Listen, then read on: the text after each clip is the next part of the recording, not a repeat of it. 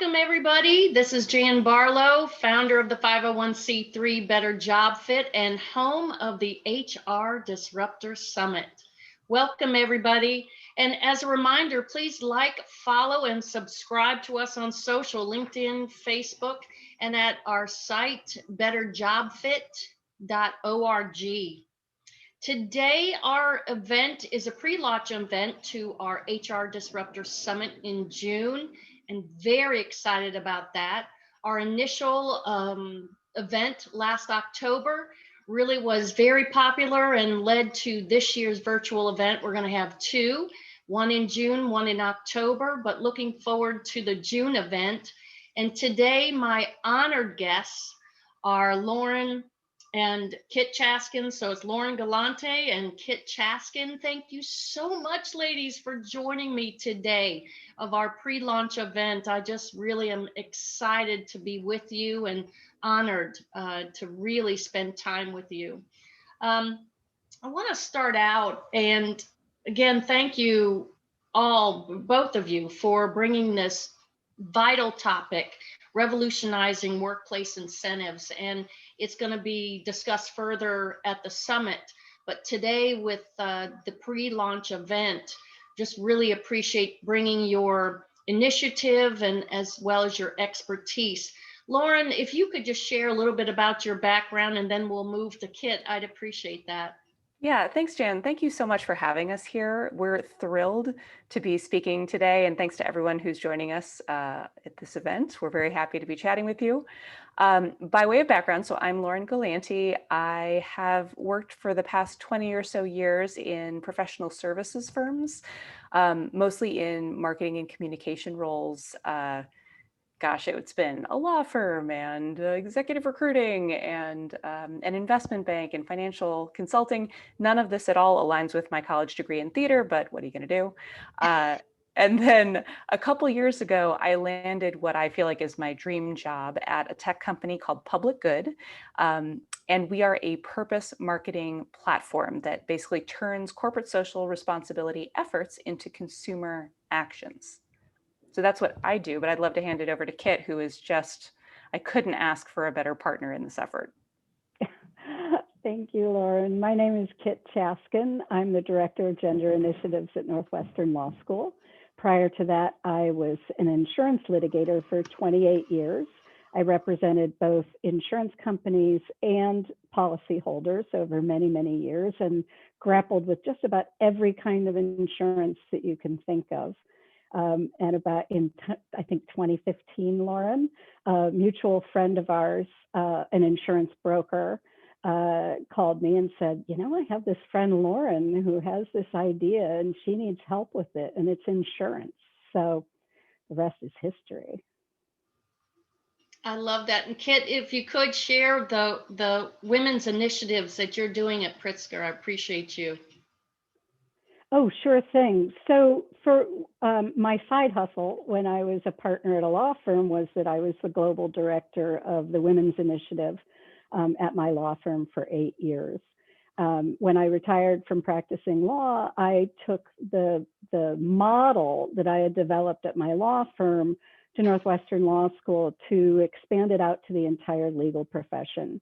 So I design and implement programs to advance the leadership and impact of women on the legal profession. And I think that is just so great. My past life working in DC on Capitol Hill with a law firm, and just thinking about the women in our practice that really wish that we would have had someone like you to initiate a group, because I think I would have stayed in law. Seriously, I think I probably would have stuck it out, but thank you so much for the servant leadership that you're doing for women in the legal profession. I love it. Well, ladies, I tell you what, you know, how you described, Lauren, how you met Kit, I just love the way these relationships organically come about and how you and I met, and really putting it out there for change, right? And when we're called for a mission of change, or what our we're being called to do from a greater perspective. It's amazing how people of like-mindedness and things move, the earth moves to move those people in place. And so in December, January, when we got together to first meet, of course, it's like the bells and whistles and, fireworks go off when those of like-mindedness come together. So when we were putting the team together of speakers for the summit, and when you came and shared with me your mission and what you had been called to talk about, and it's far beyond the revolutionizing so-called workforce incentives. A lot of people think, oh, well, you're just talking about free employee lunch and, I mean, better coffee machine and all that. No, that's that's nice. I mean, but that's far beyond, the conversation that we're having today. So if you would, I would love for you and Kit to share how your mission has evolved, and then we'll just go into our 3 discussion points. Sure. Yeah, I couldn't agree more. I really am reminded how that is true, that when you are doing something that is sort of a purpose deep within you, it just seems like the world kind of provides, which is amazing. And I feel very lucky to know you both. Just really fortunate. So a million years ago, it seems, which is really only 6 years ago, but time is broken, as we know. I had this idea on how to fix and stop workplace sexual harassment and assault. And I knew that I didn't have the right background to do it alone. So it really required someone with that legal knowledge and legal experience, and specifically that experience within insurance. And so I went out to my network, as you do, and talked to all the people who I knew who worked in insurance. And just as Kit mentioned, a lovely human that we both know introduced us, and it was kind of history from there. I just feel like we've been working really well together, and I don't want to give too much away because I know that we're both really excited to present even more of the specificity around that work in June. But I think today is going to be a really good opportunity to explain kind of where we're coming from and why what we're working on is so vastly important, especially now in the middle of a recovery from a pandemic.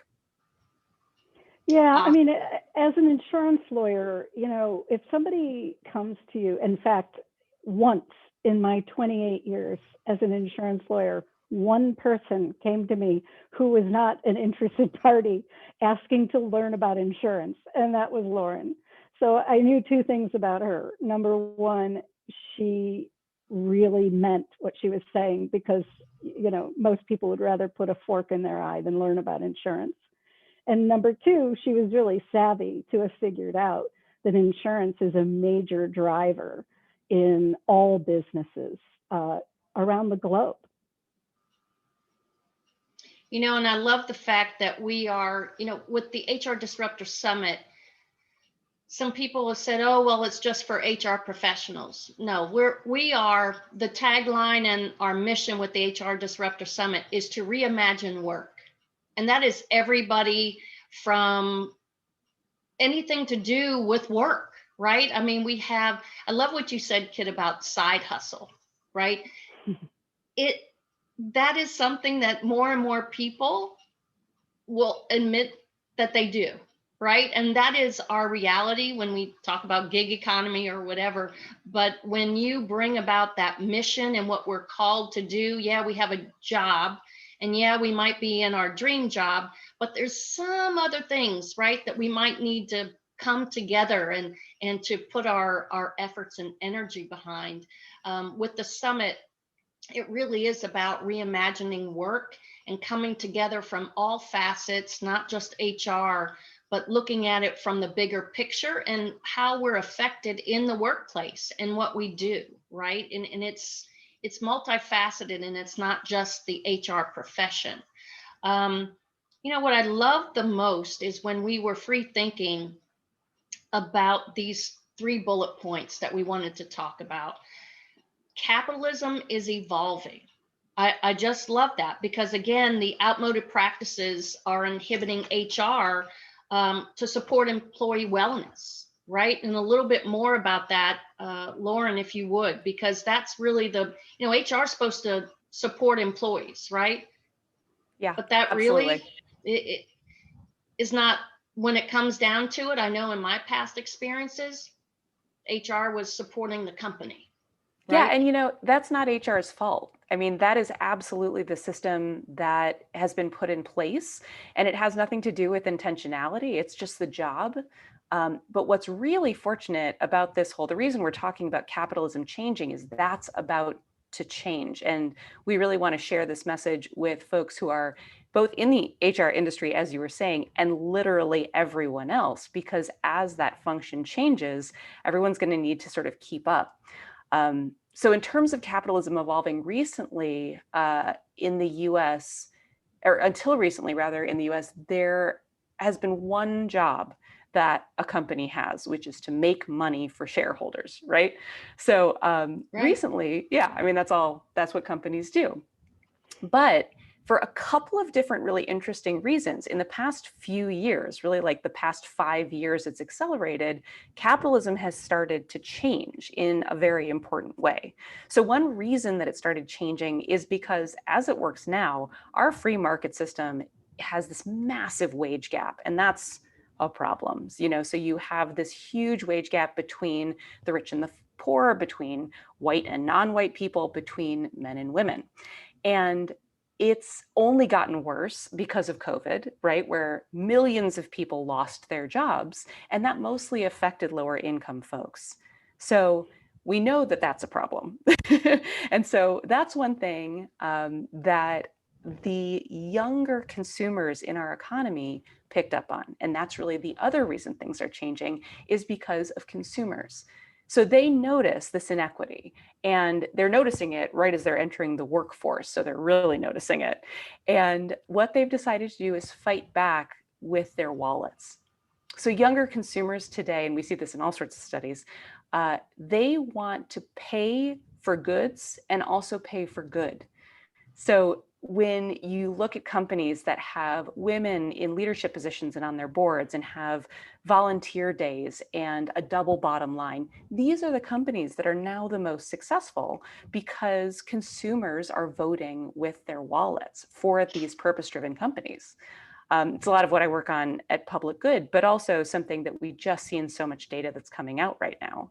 And what all of this caused, we've got this inequity and we've got the consumer demand. In 2019, there's this big group of CFO or CEOs that makes up the Business Roundtable. And they decided that they're going to change the purpose of a corporation. They issued a huge statement that said, each of our stakeholders is essential. We commit to deliver value to all of them. So stakeholders are not the same as shareholders. Stakeholders are like your consumers and your employees and the people who live in the places where you have offices and plants and the environment. Really, it's anyone who's affected at all by your business.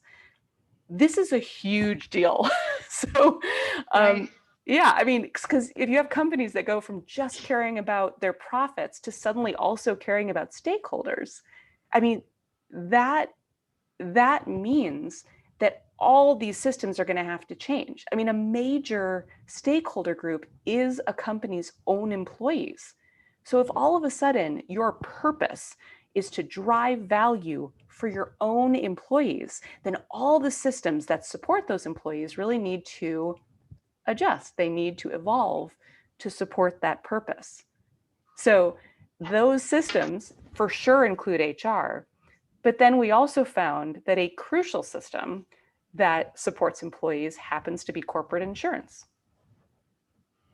So, yeah, in fact, insurance has been one of the essential engines of capitalism for centuries. Around 1680 in London, there was a coffee shop called Lloyd's, where merchants and seamen and captains would all get together and drink coffee and share shipping news. And on the walls of Lloyd's were the names of various ships that were in harbor. And sailors could, put their name under it to say, I want to be on the crew of this ship. And And, you know, they would use this device to recruit captains. And merchants would go to the coffee shop, and as it evolved, they would write their name under the name of the ship if they were interested in investing in the voyage, and hence they became underwriters. Wow. And what that is did, amazing, Kit. I love this story Thank so you. much. I love that story. Early capitalism, right? So they would, and what this served to do was that it spread the risk of a ship sinking. So if I owned a ship and it sank before it returned to port, I lost everything. But if I have 15 people who wrote their name under the name of my ship, then there's 15 of us and we each lose 1/15, right? So what this allowed was many, many more ships, and then voila, empire, right? Wow.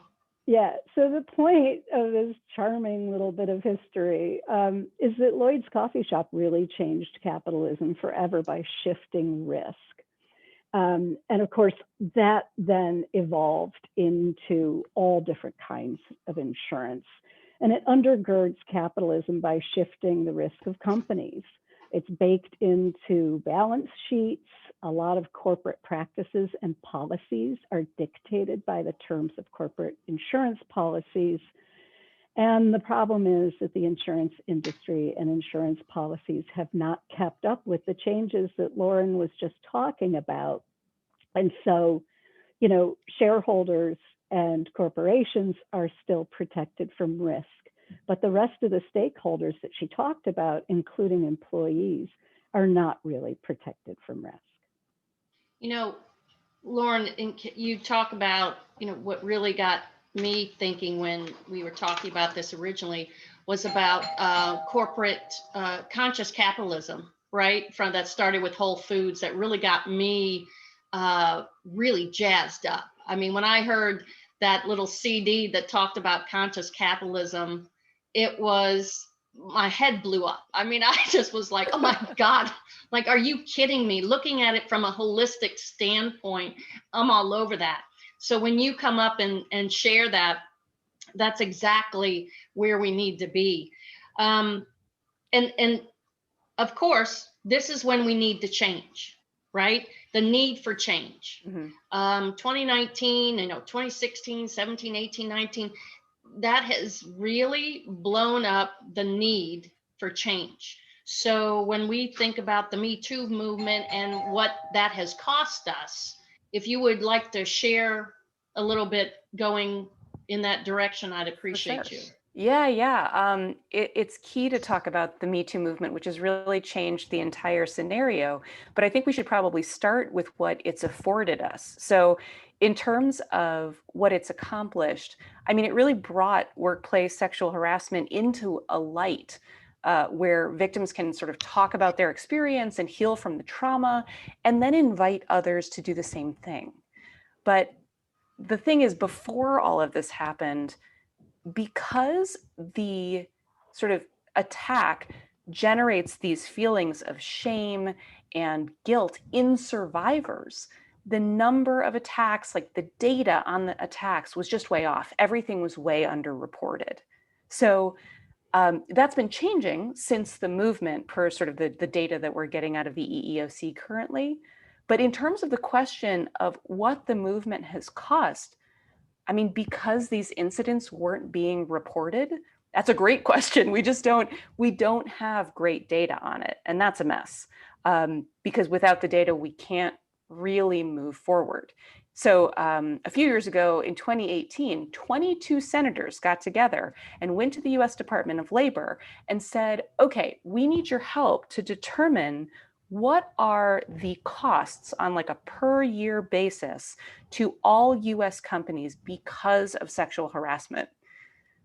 And unfortunately, the Department of Labor came back and said, we're not going to answer this request. It's too complicated and it's too expensive for us to figure it all out. Very helpful. You know, gotta love federal government. That's Thank you right. so much. Thank you, sir. So the terrifying thing is that when people do sort of back of the napkin math, some estimates are saying that it actually costs $212 billion a year. So probably worth collecting the data. You would think. I mean, something that would affect corporate America that much. And Yeah. you would think that even, Kit, don't you think the insurance industry would love to collect that data?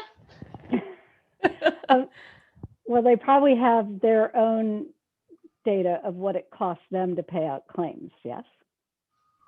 So yeah, so exactly. That's exactly it, is that, you know, because this data, when it's collected privately, ends up being proprietary, no one's sharing that data, which means that, like, in terms of the overall answer to these 22 senators, none of that data is getting out. But because of the Me Too movement, now people are really starting to report these things. And as we collect that very valuable data, you know, that's when we're going to start having that good case to sort of say to insurance companies and others, you need to evolve, because look at what's happening and look at what current policies and current efforts aren't protecting. And that, changing that on the insurance level, will then empower HR professionals to actually support employees, which is now what corporations want because they are stakeholder driven. Well, Yes. and I think that whole, when you look at the need for keeping track or some type of measurement, I mean, we can't measure anything that we don't track, right? But I think calling the question and at least starting, I mean, you got to start somewhere. So at least we're doing our part to bring this up, at least to the public, and to be able to get people more aware, and maybe something can start, right? Kit, what do you think? Well, so we do have EEOC data, right? But it is, you know, part of the problem, to take it from the macro to the micro, a major cost of sexual harassment, and it's going to sound incredibly obvious, is litigation, right? Any company, no matter how enlightened their practices are, runs the risk that an employee is going to sue them because they allege that they've been harassed or discriminated against. And one of the problems that insurance perpetuates is underreporting of claims, because the HR department has to set itself up like a claim filter according to the terms of the Employment Practices Liability Insurance Policy. So instead of being able to talk to someone in a way where maybe, so the restorative justice movement is starting to work its way into the Me Too movement, which is really fascinating and has a ton of possibilities, but you can't do it in a corporation that has an EPLI policy, because you have an obligation to report that claim to your insurance company. So it has this freezing effect on people reporting because of the way the systems are set up in the corporation. And that has a knock-on effect of perpetuating discrimination and harassment because we can't get valid data. It's like a double-edged sword. I mean, you can't have a holistic way of working through the issues, right? I mean, if you start to acknowledge them, now it's going to be, you're going to get, you're pretty much screwed on that back end, right? Because the insurance is going to, yeah, bingo, yeah, and a no-win situation. That's right. You know, so with this need for change, and then we talk about what the new capitalism looks like, you know, what's going to happen if we define, you know, if we pretty much design by default, if we don't do anything and we just kind of let this all play out? I want to just throw it out there to just kind of talk it through and see what you think. Yeah, I mean, we can't. Like, we don't have an option. We cannot design by default. We have to be intentional. We have to come together and insist on change. The data is overwhelming. So early last year, early in 2020, in the before times, the World Economic Forum said it's going to take 151 years to close the gender pay gap in North America. So that's not great. And then COVID hits, right? And then there's the She Session, which is 2.1 million women leaving the US workforce because of the pandemic. I mean, then the data is a nightmare, because then the World Economic Forum sort of revised their statement and said, okay, because of the She Session that has happened, gender equity, the work toward it is so off track that we're not even going to begin to start to recover again until next year, until 2022. And if we want to get back on track, we're going to have to work twice as hard through 2030. Keep in mind, we're working twice as hard to get back on track to that original goal, meaning we're working twice as hard to get to gender equity at work by 2171. Like, let that sink in. We have to do better than that. I mean, that's why Kit and I are so excited about insurance. Yeah. Like, that's what it's come to. Well, and it is, as Kit explained, you know, it's the basis. I mean, when you think about the history, okay, on the coffee shop wall, I mean, that in and of itself is exciting to know, right? But to know that it probably hasn't changed since then, I mean, that's really what we're talking about, right? Yep. I mean, I just think when you, especially when you have an economic situation like the pandemic, global, thinking about just what a hurricane does in a, you know, economically to an area, right? It takes 5 years to, so you're really 5 years behind all the time. So when you think about it, this on a global level, this is huge, right? I mean, what the pandemic has done. You know, Kit, what are your thoughts when it comes to designing by default? What does that look like? To me, that looks like you put a bunch of frosting on the cake, or whatever metaphor you want. You put a bunch of, you know, policies or practices in place that sort of nibble around the edges or address an immediate concern, but you don't burrow down to the root problems that you have with your practices and your policies.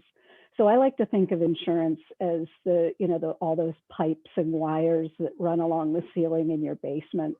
And you know, you have a problem with your plumbing, you call in a plumber and they leave and it's still not fixed, and you find yourself grabbing a flashlight, walking down the stairs and looking at the pipes in your basement, looking at the levers, like trying to figure it out. Like, what is the cause of this problem?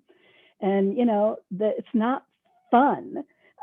It's complicated and boring to get down to the nubbins of what is driving, you know, corporate policy. But it's important because insurance is boring and complicated on purpose. They don't want Exactly. you. And they're not made, insurance is not made, you know, to pay out. I mean, that's plain simple. I was in the industry for enough years to know, you know, that's not the goal, right? Is to pay claims. That's Right. sad but true, right? Right. But once we do grab the flashlight and go downstairs and figure out what everything is, you know, the answer is super simple. And that is, you know, these corporations are customers, and insurance companies are providing their customers with a service. And customers can go to insurance companies and say, I want my policy to do something different. I want my policy to support my stakeholders and my corporate practices. And then you're really going to be cooking with fire, because everything's going to be aligned from the basement all the way to the roof.